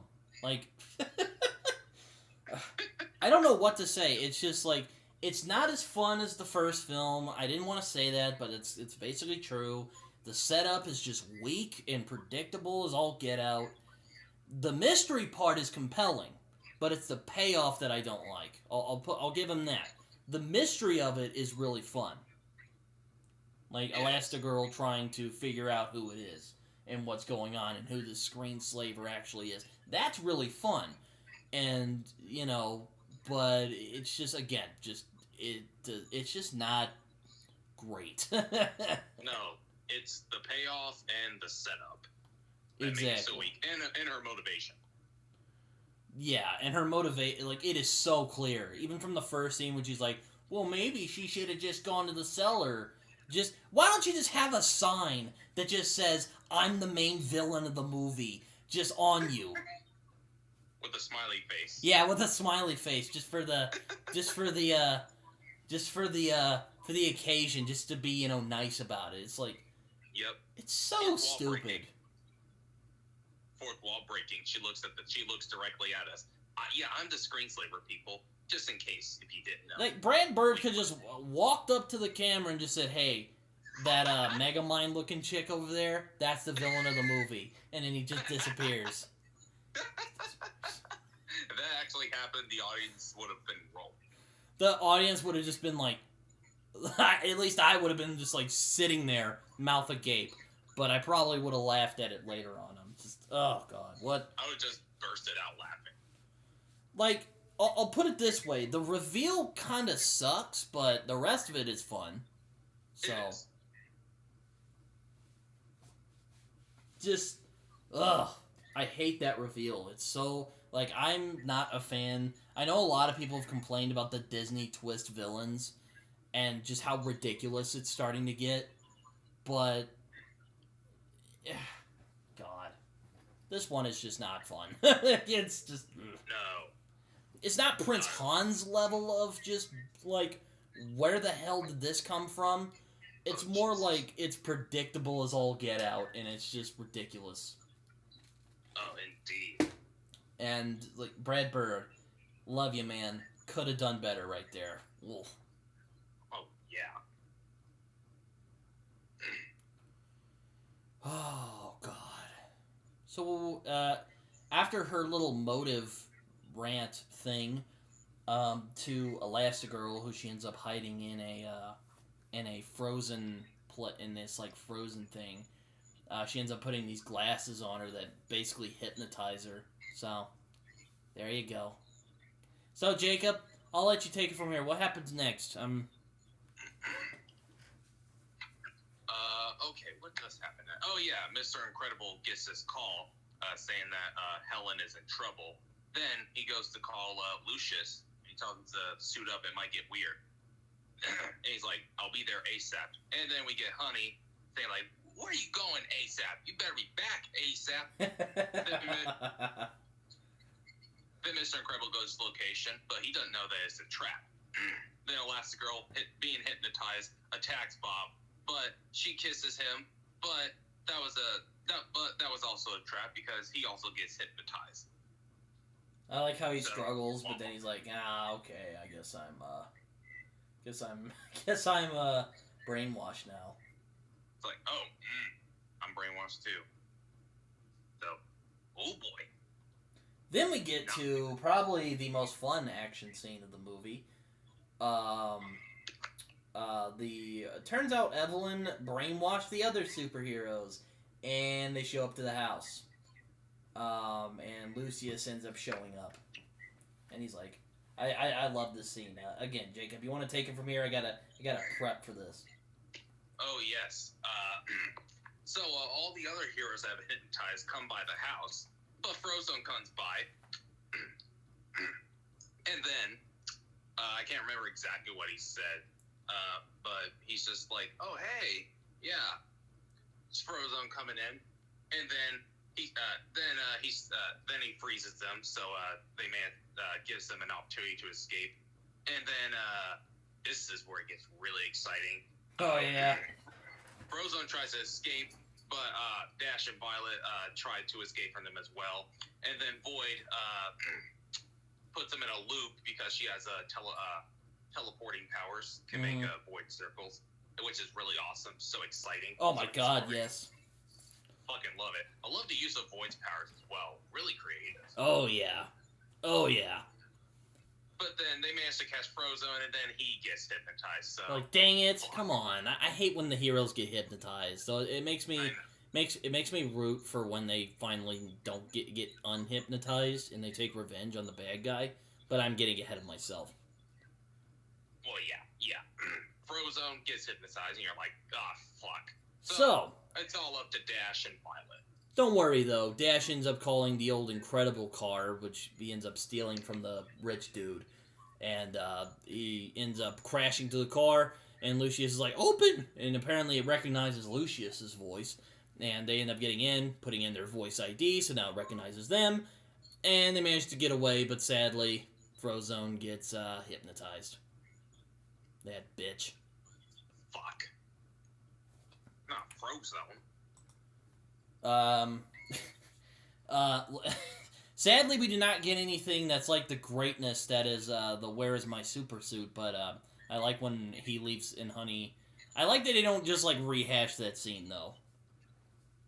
No, I actually liked how they did it. It wasn't just like, an obvious fan service of the Where's My Super Suit? Just simple like that. Just like, where are you going ASAP? You better be back ASAP.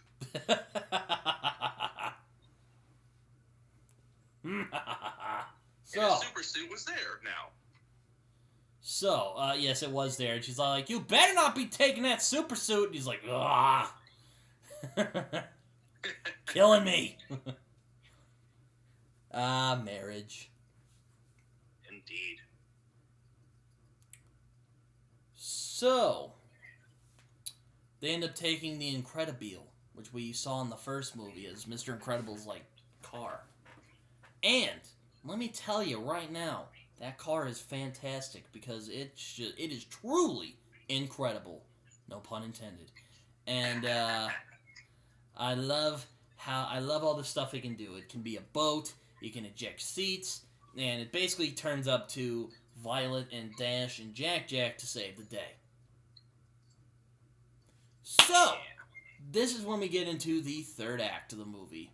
I'm just gonna ask a question, Jacob. Is the third act as excellent as the third act in the first movie? No. That's not even a question, my friend.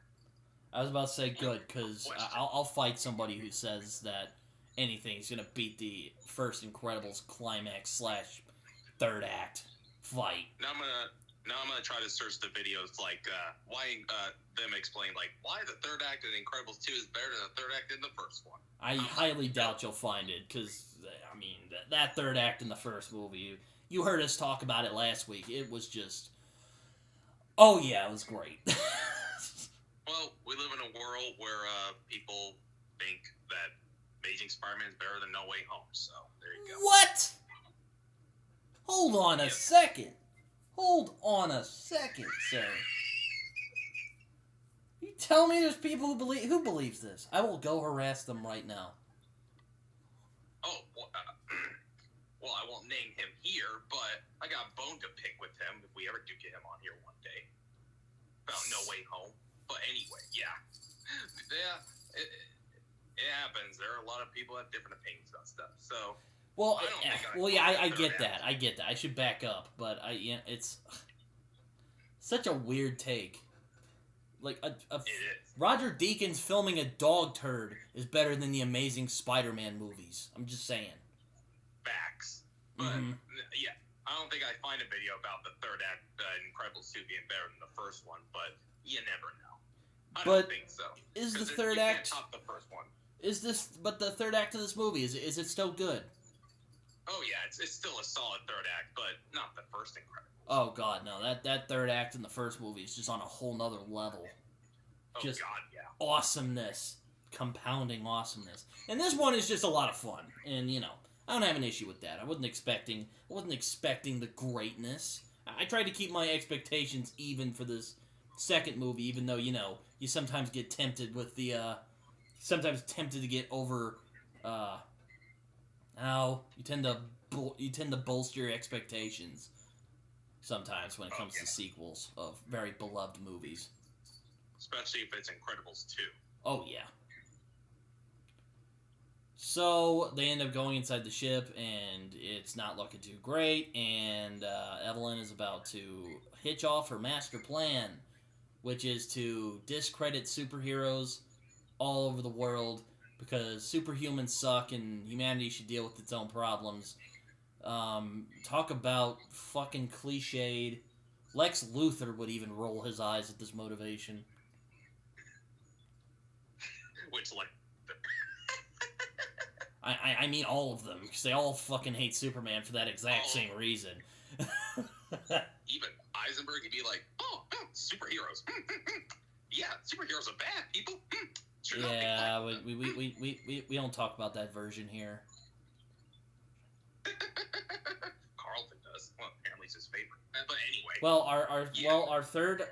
our unofficial third member is slightly incorrect in his assumption, but that's his opinion. Indeed. That's his opinion. Clancy Brown is the best Lex Luthor. You're wrong if you don't believe that. I know that's just an opinion, but anyway, so Evelyn tries to discredit the superheroes because I don't know. I guess she wants to be Lex Luthor. Probably, yeah. So not obvious. Oh.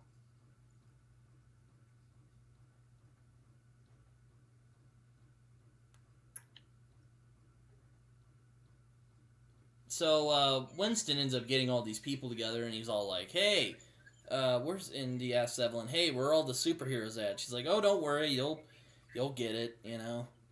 You'll get them soon. They'll be coming."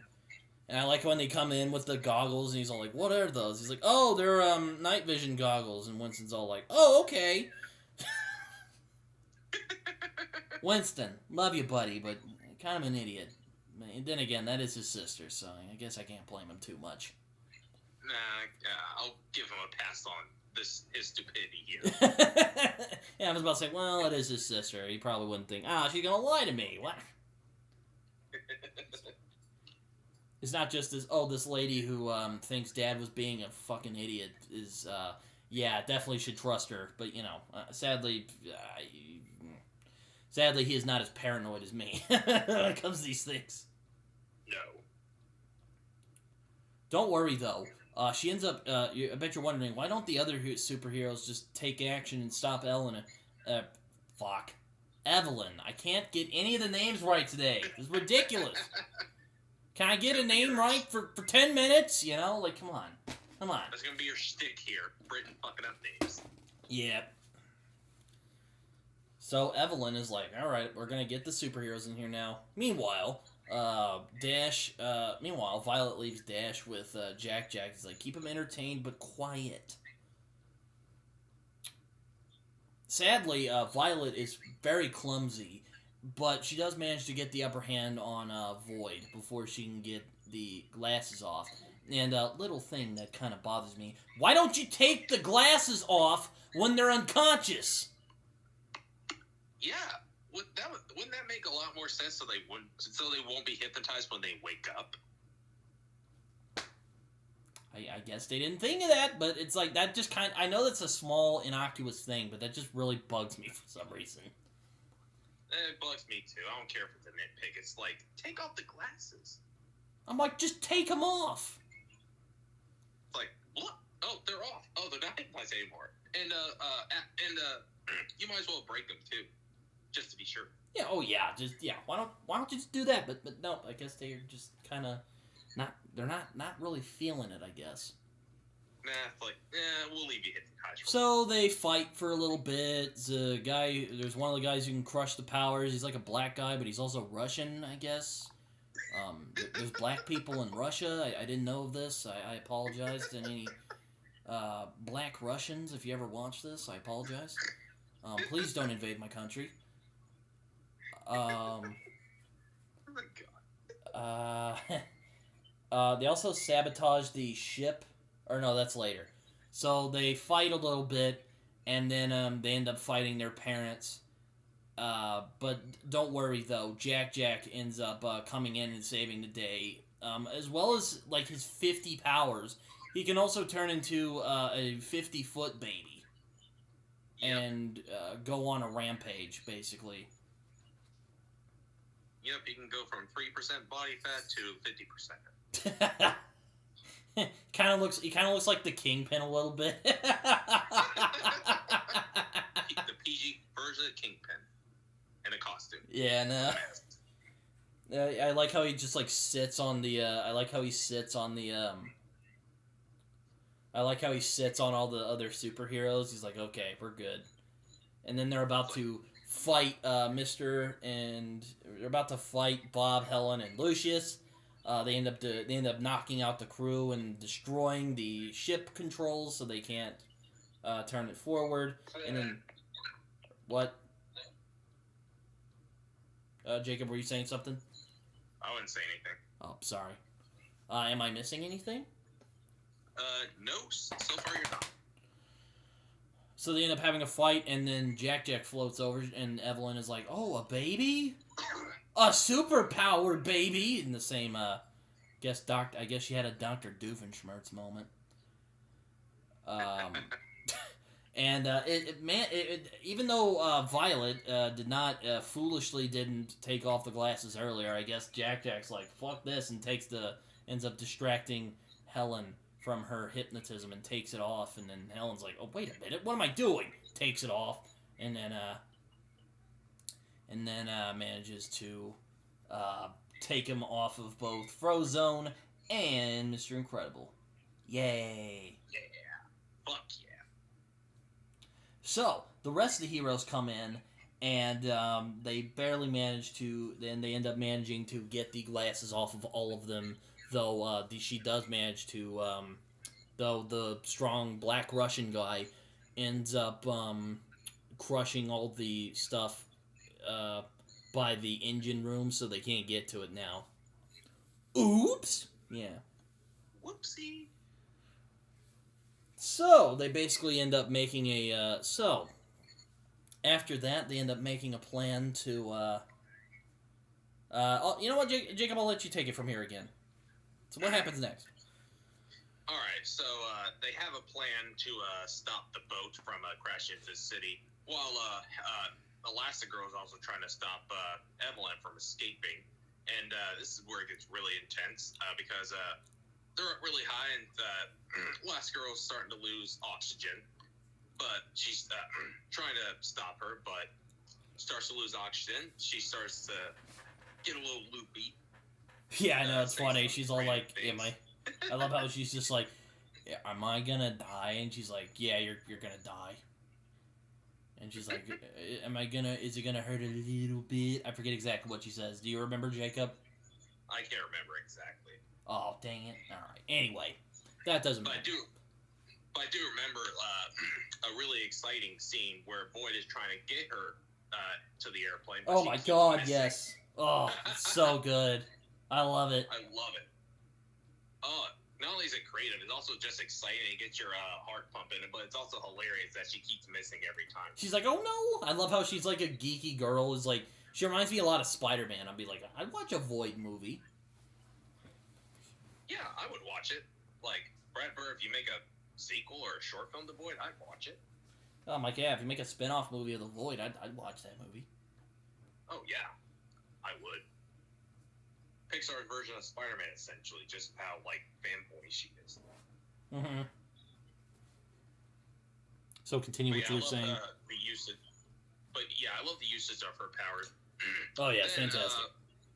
Then, meanwhile, they're trying to stop the boat from crashing, and I believe Mr. Incredible goes underwater to stop the motor. I can't remember exactly what they were trying to do. Though I will mention this. Well, apparently he can get run over by a drill just fine. Apparently he can still get cut up like everyone else by the engine. So I don't know. And Dash is just really excited to push that button. It's like, I want to push that button. And Violet's like, no, not yet.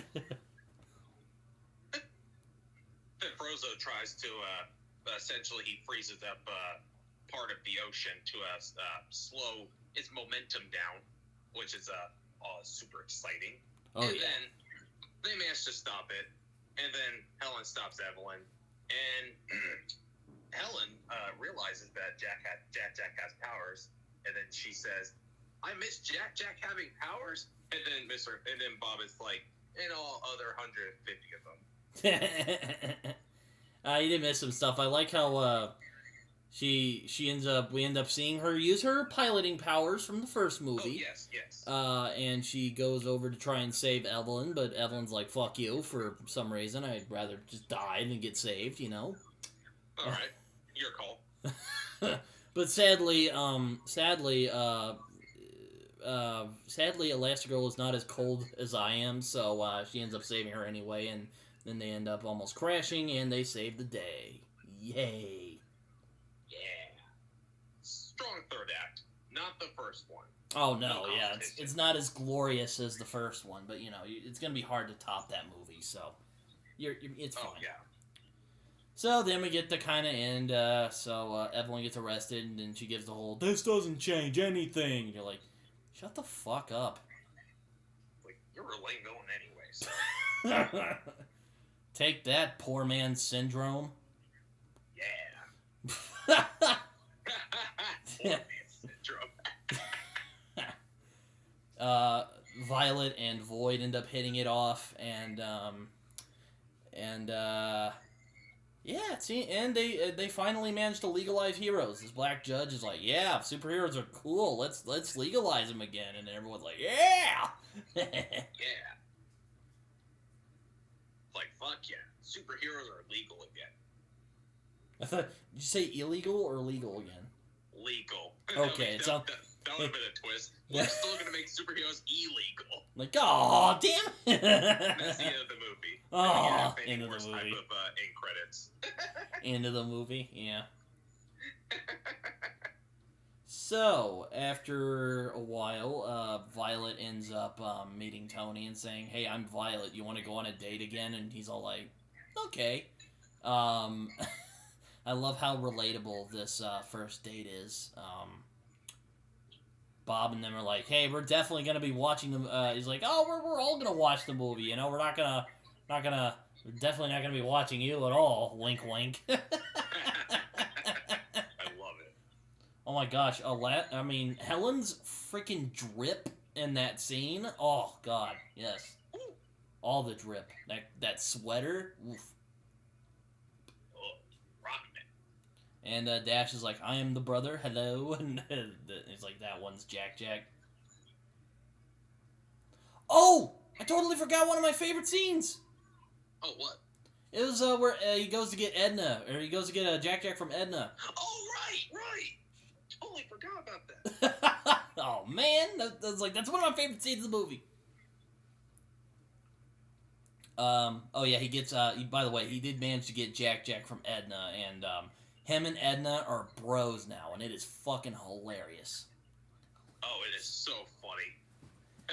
I love how Jack Jack's just standing there like a boss. He's just licking on that popsicle or lollipop, and he's like, "Yeah, boy, this is it." Sort of mimicking Edna. I like how she managed to put his voice into the god damn it, the voice recognizer. Ba, ba, ba. And guest. And Bob's just like, okay. And then he shows her the suit, and you get kind of, it's kind of a rehash of the first movie, but it's not like super obnoxious. So back to the end of the movie. God damn it! I can't believe I missed that. Oh well, we're not perfect. Nope, nobody is. But so they have like this relatable family stuff, and they end up dropping them off, and I like they do reference the end of the first movie. There's a robbery happening, and they're all putting on their masks, and it's like, yeah, it's gonna be another one of these. And then Violet's like, wait, hold on, drops them off. Here's the money. Buy some popcorn. Save some seats. I'll be back in a couple minutes. I'll be back after the previews. And then they drive off, and then they put the masks on, and that's the end of the movie, baby. Incredibles 2. Yeah. A worthy sequel, I think. I think it's way better than being painfully average. Yes, I think so too. If anyone thinks that, you're wrong. In my book. But very fun movie. Aside from the villain reveal being pretty weak, this is a fun one. I really enjoyed this. A worthy sequel. The aliens, if you suppose, to the first Incredibles Alien. Indeed. But yes, I enjoy this film quite a bit. I enjoy the energy and the sleek animation, the humor and the heart, and the family drama in this takes a lot of front center, and it's really well done. Brad Bird, I think you did an excellent job with the second one. Oh yeah, you did not disappoint. You gave us a worthy sequel, and once again. How did I forget to mention this? Michael Giacchino's score, once again, killing it. Killing it. Still fire. Oh, man, yeah, and that endings theme. Ooh, yes, give me more of that. Freaking love it. But yes, that is The Incredibles 2. I enjoyed this movie quite a bit. I think it's better than some people say it is. But, that might just be me looking at this movie with rose-colored glasses, but it had a lot of things that I like, so... Sorry? Sue me, I guess? What'd you think of this movie, Jacob? I'm not sorry if you think I love this, if people think I love this movie, think it's painfully average, which I disagree on by the way. I think it's a great sequel. The characters are just as fully realized and fully realistic as they were in the first film. The animation is very fluorescent and sleek. Very comic booky look and vibe. Love it. You can tell it was more aimed at younger audiences, but it still had a lot of mature moments and quite a bit of dark moments. Not as much as the first one, but I appreciated that. And I rewatched it again, and I still love it. I think it's a great sequel, and Brad Bird, I think, did an excellent job. Again, to the ones who think this film is painfully average, we're going to make sure I have that now. Wrong. Yeah, I enjoy this film. It's a lot of fun. And, is it like the first one? No, but it's still a very good sequel nonetheless. Though we are still wondering where the hell the Underminer went. Yeah, who knows? But, yeah. But big question. Incredibles 3. Incredibles 3. Don't know. Would that be necessary? They kind of wrapped it up kind of nicely in this movie. I don't know if it's warranting a sequel, but hey, you never know. You never know. You never know. I just thought about it because somebody was talking about they did 4 torture films. How about a 5th one? I'm like, no more. Oh God, no. Incredibles 3. You never know. Yeah, I know. It's kind of like how it might not be how like I reacted at first to Toy Story 4 before I saw it and really enjoyed it. But it would probably be like, do we need an Incredibles 3? I personally don't think so. And apparently we're getting Inside Out 2, so anything. What? Are we getting an Inside Out 2? Anyway. That doesn't need a sequel, I don't think. I don't think so. Alright, so yeah, that was Incredibles 2. Our frustration with Pixar aside. Yeah. But we love Pixar. We do love Pixar. We do love Pixar. It's kind of hard not to miss when you're Pixar. Yeah, Pixar made my childhood. Most of their films. Oh yeah. I can name a bunch of their films that were a part of my childhood. Incredibles, Finding Nemo, Toy Story, Monsters Inc., Wall-E, Up. Like, man, Pixar fucking made my childhood awesome. Mm-hmm. Indeed. Well, we have some time here. Do you mind talking about some other stuff we've been up to since last week? Or stuff we've been up to? You seen anything new? I have not, but it was Batman Day yesterday, and we both rewatched the Batman.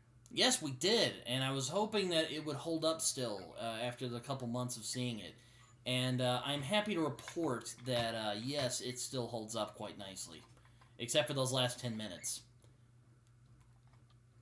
Oh, yeah. But aside from that, Batman, still an excellent film. With everything that I wanted it to be mostly.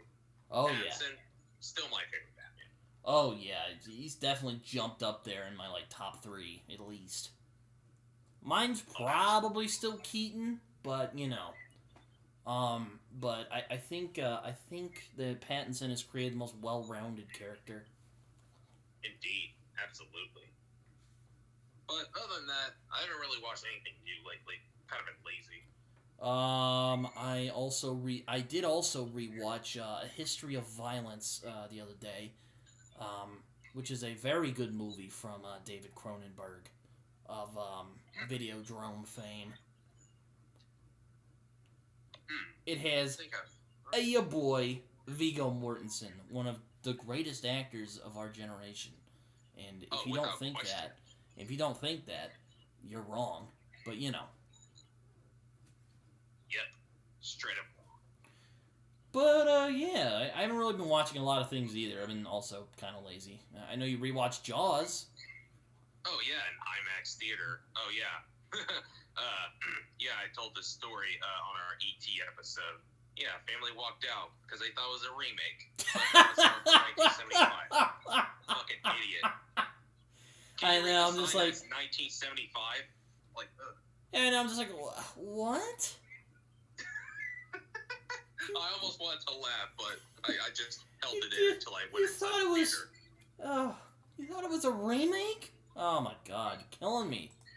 And we would know if they were remaking Jaws. Oh yeah, we would know. Part that left. Trust me, we would be bashing that shit on day one. Oh yeah, like we were bashing most remakes nowadays. Because why?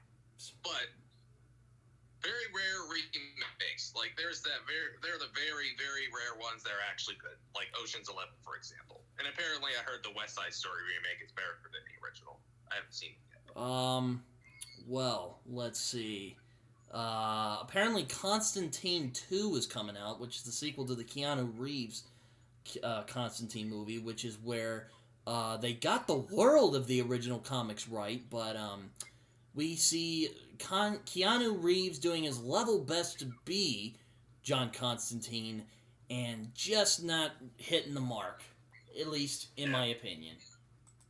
Yeah, I remember very little from the first Constantine. It's probably because I didn't really like it, but... Carlton does, and he was very excited, because of course he is. I don't know. I guess he just likes disagreeing with me for some reason. Classic Carlton. Matt Ryan is a way better Constantine, if you ask me. The dude literally freaking is Constantine, but I digress. Oh, he was great. Oh, yeah. Fantastic.